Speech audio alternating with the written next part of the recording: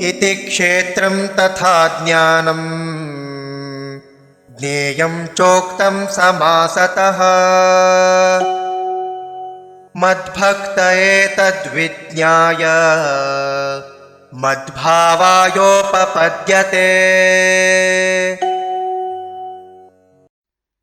इति क्षेत्रं तथा ज्ञानं ज्ञेयं च उक्तं समासतः मद्भक्तः एतत् विज्ञाय मद्भावाय उपपद्यते।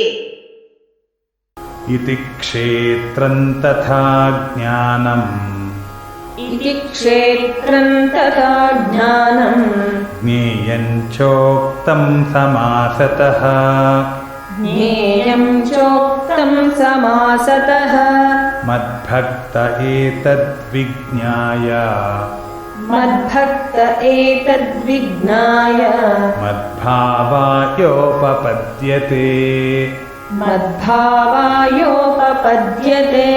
इति क्षेत्रं तथा ज्ञानं ज्ञेयं चोक्तं समासतः इति क्षेत्रं तथा ज्ञानं ज्ञेयं चोक्तं समासतः मद्भक्त एतद्विज्ञाय मद्भावायोपपद्यते।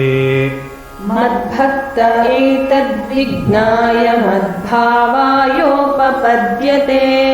इति क्षेत्रं तथा ज्ञानं ज्ञेयं चोक्तं समासतः मद्भक्त एतद्विज्ञाय मद्भावायोपपद्यते।